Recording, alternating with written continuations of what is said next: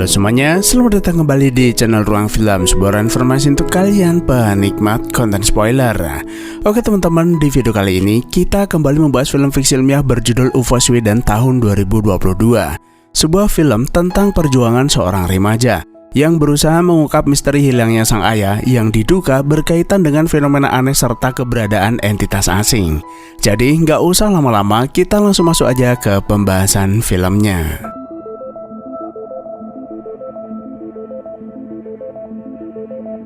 Suatu malam di Swedia tahun 1988, seorang ilmuwan bernama Uno ditemani putri kecilnya bernama Dennis menemui petugas BMKG Swedia bernama Leonard untuk melihat arsip catatan cuaca.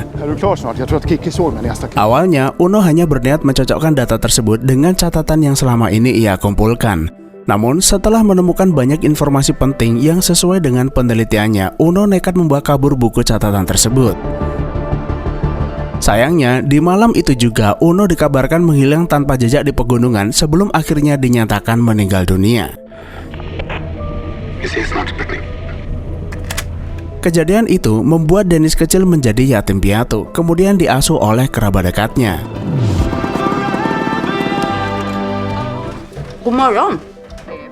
Meski udah 8 tahun berlalu, Dennis masih belum merelakan kepergian sang ayah. Dan akhirnya membuat remaja itu tumbuh menjadi remaja pemberontak dan kerap terlibat masalah hukum. Suatu malam, saat Dennis dan teman-temannya tengah melakukan aksi vandalisme di gedung DPR, sebuah bintang jatuh melintas di atas langit. Tiba-tiba terjadi lonjakan energi misterius hingga memicu alarm di seluruh area. Para begundal itu pun bergegas melarikan diri. Celakanya, Dennis malah berpapasan dengan polwan setempat bernama Tommy. Untungnya, meski Tommy ini adalah seorang penegak hukum, Tommy justru sering melindungi Dennis karena memahami Dennis adalah anak yatim piatu yang membutuhkan perhatian dan kesempatan untuk berubah. Selain itu, Dennis ini juga seorang ahli komputer dan menurut Tommy, anak itu memiliki masa depan yang cerah jika mau memperbaiki diri. Lalu di tengah jalan, lagi-lagi terjadi lonjakan tegangan listrik, menyebabkan lampu jalan error hingga memicu kecelakaan beruntun. Sesaat kemudian, Dennis kembali melihat kilatan cahaya mirip bintang jatuh di atas langit yang sepertinya berhubungan dengan kejadian sebelumnya. Masih di malam yang sama, seorang petani sawit dikejutkan dengan kemunculan sebuah mobil tanpa pengemudi yang tiba-tiba jatuh dari langit menimpa gudangnya diiringi cahaya merah.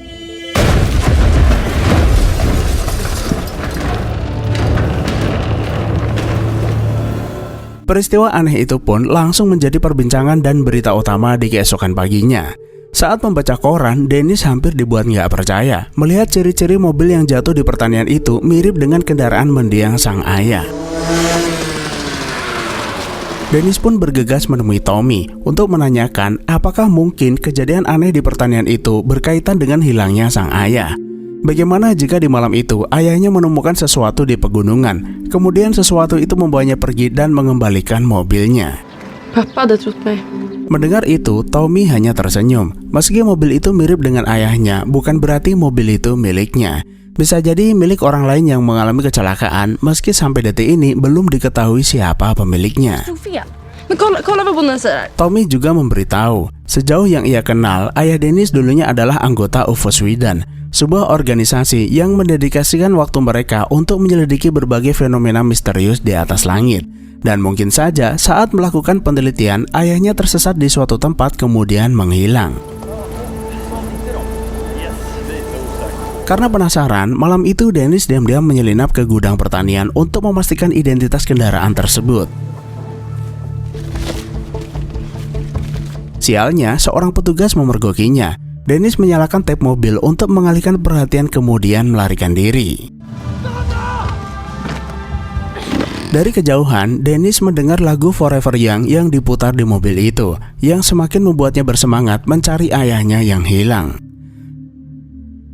Sampai di rumah, Dennis mengambil buku catatan berisi persamaan matematika peninggalan sang ayah, yang seketika mengingatkannya ke malam di mana sang ayah menghilang 8 tahun yang lalu. Saat itu, setelah Uno mendapatkan dan meneliti catatan cuaca milik BMKG, Uno akhirnya menemukan bahwa anomali sinyal misterius yang ia deteksi berasal dari pegunungan. Malam itu juga, Uno memutuskan pergi ke sana untuk menyelidikinya dan berjanji pada Dennis akan segera pulang. Sayangnya, janji itu nggak pernah ia tepati.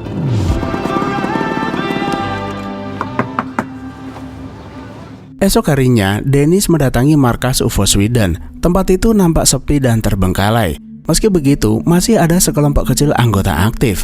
Bahkan, Leonard si petugas BMKG Swedia juga menjadi bagian dari komunitas tersebut. Saat melihatnya, Leonard langsung mengenali Dennis, lalu menanyakan apa keperluannya. Dennis kemudian menunjukkan berita insiden jatuhnya sebuah mobil di gudang pertanian, lalu meyakinkan bahwa mobil itu adalah kendaraan ayahnya yang juga dinyatakan hilang 8 tahun yang lalu. Menurutnya, petani itu pasti melihat apa yang dicari serta menculik ayahnya selama ini. Sayangnya, bukannya meminta Dennis melanjutkan penjelasannya, salah satu denengkot UFO Sweden bernama Gunnar justru bersikap skeptis. Sejak mereka kehilangan Uno, mereka tidak lagi bekerja berdasar dugaan ataupun spekulasi. Terlebih, tanpa bukti yang jelas, mereka nggak bisa percaya begitu saja. Selain itu, mereka juga sudah melakukan analisa data, bahwa fenomena pemadaman listrik dan cahaya merah di pertanian merupakan peristiwa normal yang berkaitan dengan gravitasi dan lonjakan aktivitas matahari. Namun di sisi lain, 3 anggota lainnya, yaitu Carol, Tona, dan Matt justru bersikap sebaliknya. Untuk membuktikan anomali tersebut, mereka harus melakukan studi lapangan sebelum membuat kesimpulan akhir. Selain itu, mengabaikan kesaksian baru juga bertentangan dengan prinsip utama komunitas. Dan saat ini adalah waktu yang tepat untuk membuktikan kepada masyarakat bahwa komunitas ini bukan sekedar kumpulan orang gila. Dan akhirnya, Leonard pun mengizinkan anggota komunitas untuk melakukan penyelidikan di lapangan. Singkat cerita, mereka berangkat menuju lokasi berdasar catatan peninggalan Uno di area pegunungan. Sampai di sana, rombongan itu menemukan sebuah stasiun kecil yang dipagari ketat, berisi antena, sensor, dan komputer. Dennis segera menyadari, perangkat-perangkat itu bukanlah perangkat biasa, melainkan rangkaian perangkat canggih yang biasa digunakan untuk pemrosesan data tingkat tinggi. Karena penasaran, Dennis bermaksud meretas keamanan pintu untuk mencari tahu kegunaan perangkat tersebut. Gunnar pun langsung melarangnya karena ia tidak ingin bermasalah dengan hukum. Selain itu, Gunnar yang dari awal nggak setuju dengan ide penelitian ini memberitahu Dennis bahwa mendiang ayahnya mendatangkan banyak masalah bagi komunitas. Pencurian berkas BMKG membuat Leonard dipecat dari pekerjaannya, dan komunitas ini dicap sebagai sekumpulan orang gila.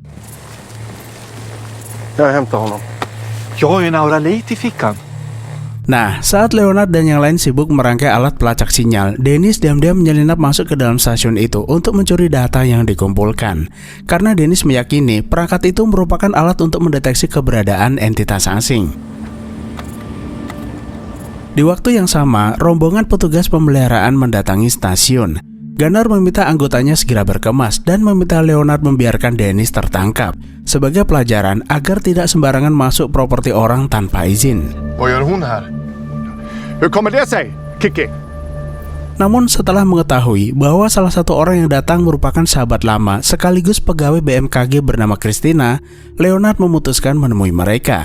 Karena penasaran apa yang sebenarnya dilakukan pegawai BMKG di luar jam kerja, seolah-olah ada rahasia besar di tempat ini. Leonard. Christina mengaku bahwa selama ini dia menggunakan BMKG sebagai kedok untuk menyembunyikan penelitian rahasia tentang fenomena asing sejak tahun 88 atau malam di waktu Uno dilaporkan menghilang. Vad tror du, Leonard? Pengakuan Christina tersebut membuat Leonard curiga Christina adalah orang di balik pemecatan dirinya dengan alasan menghilangkan berkas yang sebenarnya udah kadaluarsa demi mengambil alih penelitiannya. Kesal dengan pengkhianatan yang dilakukan BMKG terhadap dirinya, Leonard masuk ke dalam mobil kemudian menerobos pagar pengaman, lalu meminta Dennis masuk ke dalam mobil dan bergegas kabur dari tempat ini. Akibat aksinya tersebut, peralatan stasiun mengalami kerusakan parah hingga ludes terbakar. Lalu di perjalanan, tiba-tiba terjadi lonjakan energi di area pemukiman, disertai gemuruh dan cahaya merah di atas langit yang mengarah ke suatu tempat.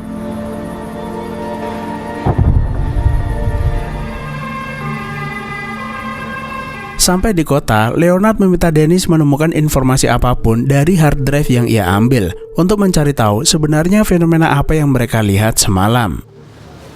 Dennis menyanggupinya, namun sebagai gantinya, Dennis ingin Leonard menyelesaikan persamaan yang dibuat ayahnya. Sementara di atas bukit, Christina mencoba menutupi penyebab insiden pada kepolisian demi menjaga rahasia mereka tidak terbongkar ke publik. Namun ketika Tommy mendapati ada komponen yang hilang dari salah satu perangkat komputer, Tommy menyimpulkan kebakaran ini berkaitan dengan aksi pencurian. Dan kecurigaannya pun mengarah pada komunitas UFO Sweden sebagai pelakunya. Tommy kemudian meminta Christina mengatakan kejadian yang sebenarnya. Kesaksiannya bisa menjadi alat bukti untuk menangkap anggota komunitas tersebut atas tuduhan pencurian dan perusakan fasilitas.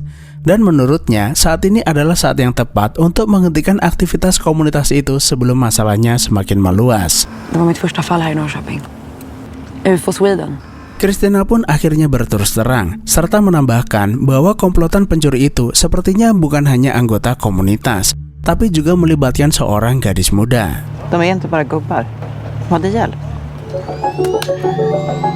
Kembali ke rumah, Dennis segera melakukan analisa data, dan hanya dalam waktu singkat, Dennis berhasil mendapat petunjuk yang ia butuhkan.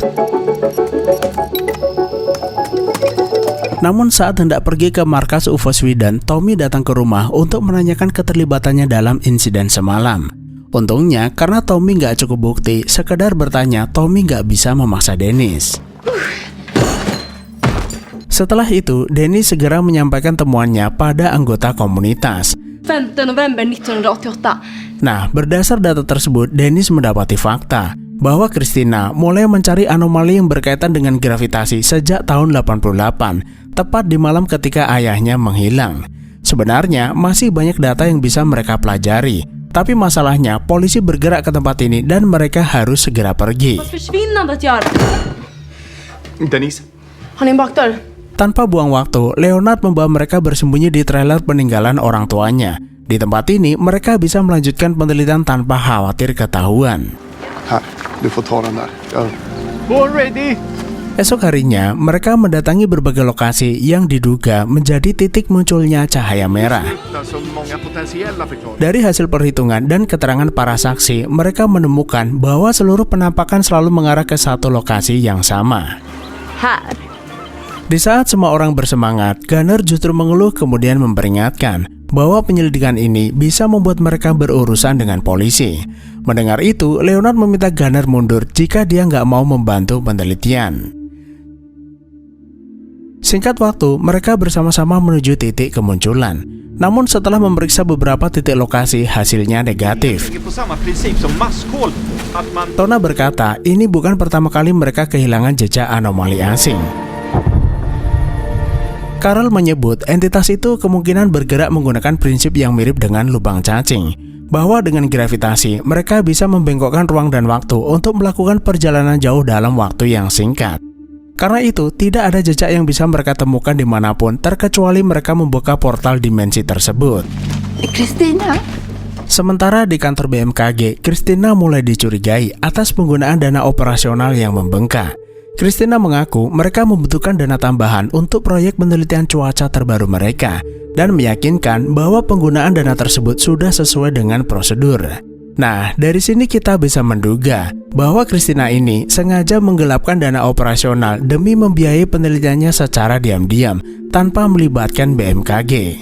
Maka dari itu, Christina sengaja membohongi Tommy sebelumnya karena khawatir proyek rahasianya ketahuan.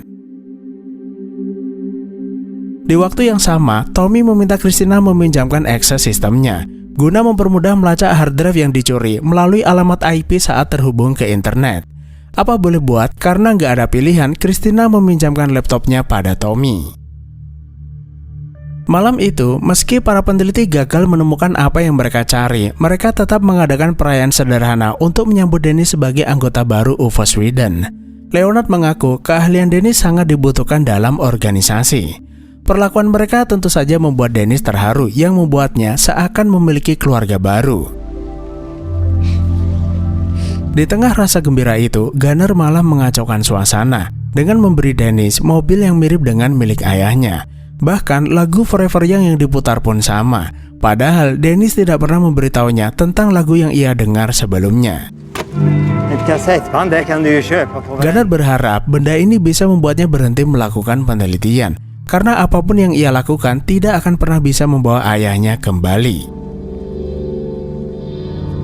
Sikap Gunner tersebut membuat Dennis sangat kecewa, lalu pulang ke rumah dan membuang pin keanggotaan yang baru saja diberikan padanya. Tanpa diduga, Tommy ternyata udah menunggu di depan rumah, lalu berpura-pura meminta bantuan Dennis untuk mengakses sistem BMKG dengan alasan membutuhkan bukti tambahan demi kepentingan penyelidikan. Untungnya, Dennis ini nggak mudah dibohongi, dan justru memanfaatkan akses tersebut untuk mengambil data tambahan lalu mencetaknya di kantor komunitas UFO.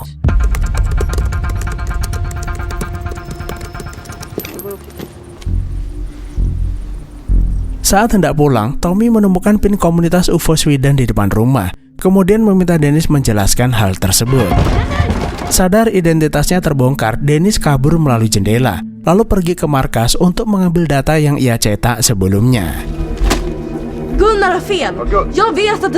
Nah, dari data-data itulah Dennis akhirnya mengetahui bahwa mereka mencari di tempat yang salah, dan selama ini objek yang mereka cari berada di dalam air sepanjang waktu.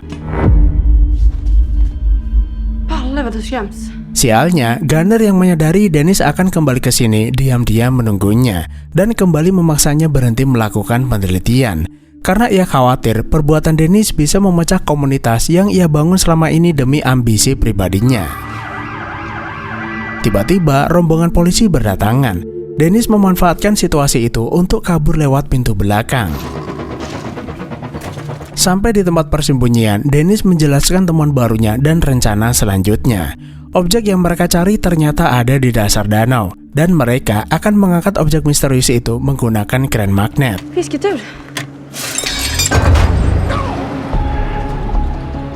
Setelah persiapan selesai, mereka menuju tempat yang dimaksud. Begitu menemukan objek tersebut, mereka segera mengangkatnya ke permukaan.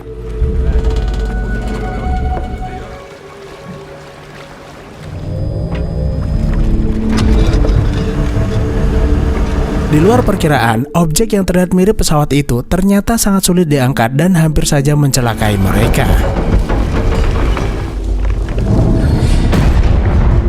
Sayangnya, objek itu kembali jatuh ke dalam air sebelum sempat diidentifikasi. Dennis yakin objek itu adalah pesawat alien dan mendesak mereka mencoba mengangkatnya kembali. Sebaliknya, Leonard beranggapan benda itu hanyalah pesawat kecil yang jatuh pada masa perang. Dan karena proses pengangkatannya sangat berbahaya, Leonard memutuskan menyudahi pencarian ini, kemudian pulang ke markas. Dennis tentu saja nggak menyerah dan berusaha mati-matian mengangkat benda itu sendirian. Dan ternyata memang benar apa yang dikatakan Leonard. Objek tersebut hanyalah bangkai sebuah pesawat kecil. Sialnya, di waktu yang sama, Tommy berhasil menemukan Dennis lalu membawanya ke kantor polisi. Di jalan, Dennis baru menyadari bahwa kode pesawat itu ternyata sama dengan pesawat yang hilang secara misterius bertahun-tahun yang lalu. Dennis kemudian menyabotase sistem kelistrikan mobil patroli. Hal itu membuat Tommy hilang kendali sebelum akhirnya terguling dan membuat Tommy pingsan. Tanpa buang waktu, Dennis bergegas kembali ke markas UFO Sweden. Sampai di sana, Dennis meminta maaf karena bersikap egois dan mengabaikan keselamatan semua orang. Namun ia menegaskan bahwa dirinya tidak akan berhenti berjuang dan berharap mereka masih bersedia membantunya. Tanpa ragu, Leonard menyatakan kesediaannya untuk membantu. Karena ia menyadari bahwa tujuan UFO Sweden didirikan adalah untuk membuktikan setiap fenomena asing gak peduli seberapa sulit mereka harus melakukannya. Sayangnya, sebagian besar peralatan rusak di malam sebelumnya, dan satu-satunya petunjuk yang tersisa hanyalah persamaan matematika yang ditinggalkan Uno. Menurutnya, cara terakhir untuk menguraikan persamaan itu adalah bekerja sama dengan Christina menggunakan komputer canggihnya. Selain itu, demi menjaga nama baik UFO Sweden, Leonard memutuskan keluar dari komunitas dan akan melanjutkan penyelidikan secara independen bersama Dennis. Singkat cerita, keduanya diam-diam menyelinap masuk ke gedung BMKG untuk menemui Christina. Dennis menjelaskan kedatangan mereka hanya ingin meminta pendapat mengenai persamaan matematika yang dibuat ayahnya bertahun-tahun yang lalu. Saat mempelajarinya, Christina dibuat terkesima. Persamaan itu sangat jenius dan bisa menjadi kunci penting untuk mengungkap fenomena aneh yang mereka selidiki. Setelah itu, Christina memasukkan persamaan matematika tersebut ke dalam algoritma sistem komputernya. Kemudian mendapati bahwa semua anomali ini mengarah pada penyimpangan gravitasi yang diduga merupakan sebuah lubang cacing. Curvature of space-time. Masalahnya, dunia di mana mereka tinggal tidak hanya terdiri dari 2 dimensi yang secara teori mudah dilipat, melainkan 4 dimensi, yaitu panjang, lebar, kedalaman, dan waktu. Karena itu, fenomena lubang cacing hanya bisa terjadi jika terdapat hubungan antara 2 titik yang berbeda dalam ruang dan waktu. Seandainya fenomena ini benar-benar ada, maka dibutuhkan bentuk materi atau mekanisme yang belum dipahami manusia sepenuhnya.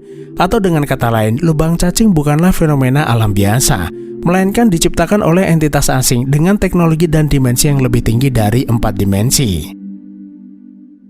Christina menduga fenomena inilah yang selama ini menyebabkan perakiraan cuaca sering meleset, akibat adanya lengkungan gravitasi yang mengganggu hasil pengukuran.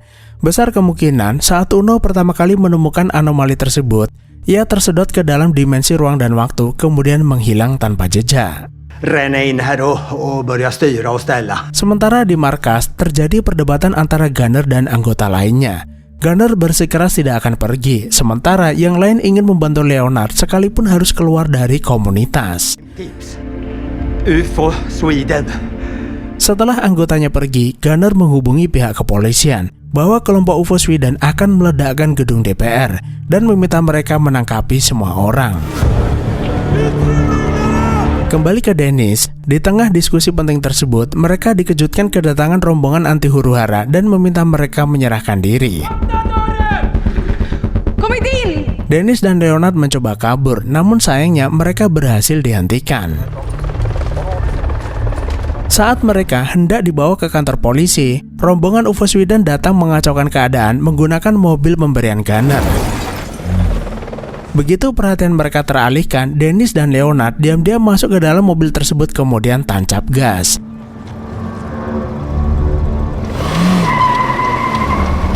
Sepanjang jalan, Dennis tiba-tiba menyadari sesuatu.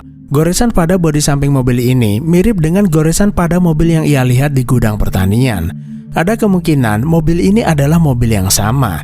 Jika dugaannya benar, mobil ini nantinya akan tersedot ke lubang cacing, kemudian terlempar ke masa depan lalu jatuh di gudang pertanian sebelum akhirnya ditemukan kembali. Yang artinya mereka berdua akhirnya berhasil memecahkan fenomena lubang cacing tersebut. Setelah aksi kejar-kejaran yang menegangkan, polisi berhasil menjebak dan mengepung mereka di parkiran atas sebuah gedung.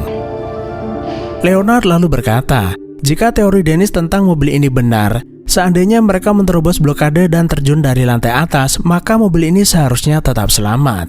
Dennis pun sependapat. Tanpa ragu, Dennis melaju dengan kecepatan tinggi hingga menabrak dinding pembatas. Dan benar saja, mobil itu nggak jatuh ke bawah, melainkan lenyap seketika seolah memasuki lorong disertai munculnya cahaya merah di atas langit.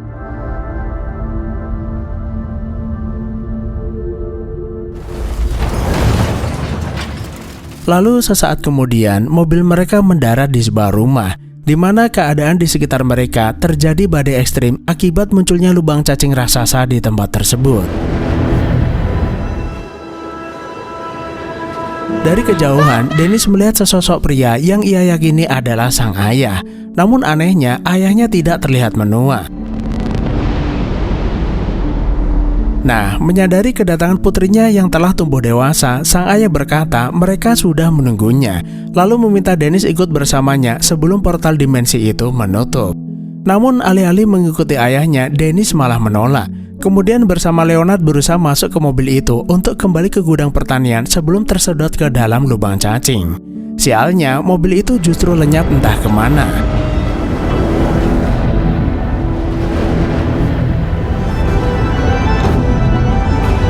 Hal itu membuat keduanya putus asa dan mengira ini adalah akhir dari segalanya, sambil memandangi keajaiban lubang cacing yang mulai menyusut sebelum akhirnya pingsan.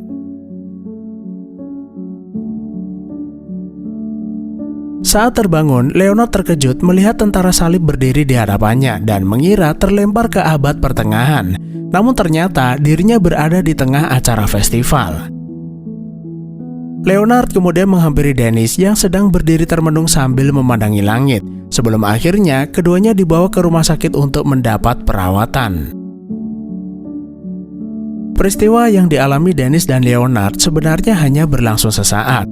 Namun bagi Carl dan yang lain, mereka menghilang dalam waktu yang cukup lama, yang disebabkan adanya perbedaan waktu di dalam dimensi lubang cacing dengan waktu di dunia nyata. Seluruh anggota UFO Sweden benar-benar bersyukur saat mengetahui Dennis dan Leonard selamat, terkecuali Gunnar yang memilih mengundurkan diri dari organisasi. Selain itu, Tommy akhirnya memutuskan menutup kasus yang menjerat Dennis setelah mengetahui bahwa apa yang diceritakannya benar adanya. Setelah itu, mereka membangun kembali UFO Sweden dengan semangat baru. Dan meski sampai detik ini, mereka itu belum memiliki bukti kuat untuk meyakinkan publik tentang fenomena misterius yang mereka temukan, setidaknya mereka mengetahui bahwa manusia tidak sendirian di alam semesta ini dan akhirnya film pun selesai. Nah, jadi teman-teman, berdasar ending tersebut, film ini bukan sekedar tentang petualangan fiksi ilmiah, melainkan sebuah penutup emosional bagi karakter utamanya, yaitu Dennis. Lubang cacing yang muncul di akhir film merupakan gerbang ruang dan waktu yang tercipta akibat anomali cuaca dan gravitasi yang saat itu diteliti ayah Dennis. Setelah 8 tahun menghilang, Uno ternyata masih hidup dan berhasil menembus dimensi lain melalui anomali tersebut. Sebelum akhirnya disusul Dennis dan Leonard yang juga berpindah melewati batas dimensi ruang dan waktu. Sebelumnya, saat Dennis dan ayahnya bertemu, ayahnya sempat meminta Dennis ikut bersamanya. Karena menyadari dirinya tidak mungkin kembali ke dunia nyata, yang disebabkan tubuh dan keberadaannya sudah terikat dengan dimensi tersebut. Dan bagi Uno, waktu berjalan secara berbeda di dalam anomali tersebut.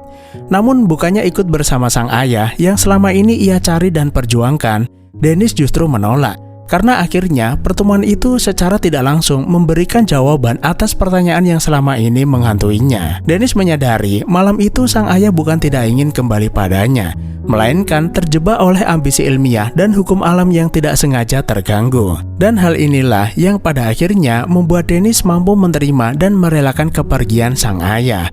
Bukan lagi menjadi seorang anak kecil yang dihantui oleh ketidakpastian dan rasa marah atas kepergiannya. Karena kini Dennis tidak lagi sendirian, karena telah menemukan kedamaian dan keluarga baru di dalam UFO Sweden, sebuah organisasi yang dulu juga menjadi bagian dari perjalanan hidup sang ayah. Di sisi lain, meski Dennis nggak mau ikut bersamanya, sang ayah sama sekali tidak mempermasalahkannya, bahkan membantu keduanya kembali ke dunia nyata sebelum gerbang itu menutup sepenuhnya. Sementara itu, mobil merah yang tiba-tiba menghilang nantinya akan jatuh ke gudang pertanian seperti yang kita lihat di awal film, yang membuktikan bahwa lubang cacing tersebut mampu melempar sesuatu ke waktu yang berbeda, entah ke masa lalu ataupun ke masa depan. Nah, buat teman-teman yang belum tahu, organisasi UFO Sweden memang benar-benar ada di dunia nyata, yang berdiri sejak tahun 1970 dan masih beroperasi hingga saat ini. Fokus mereka adalah mengumpulkan, menyelidiki, serta mendokumentasikan fenomena udara tak dikenal dengan pendekatan kritis berbasis bukti. Selain itu, UFO Sweden juga mengelola salah satu arsip terbesar di dunia yang berisi laporan mengenai fenomena anomali dan UFO. Arsip tersebut tentunya menjadi bukti perjalanan panjang panjang mereka dalam meneliti berbagai kejadian misterius selama puluhan tahun. Jadi cukup sekian saja. Terima kasih udah menonton. Saya selalu buat teman-teman dan sampai jumpa di next video.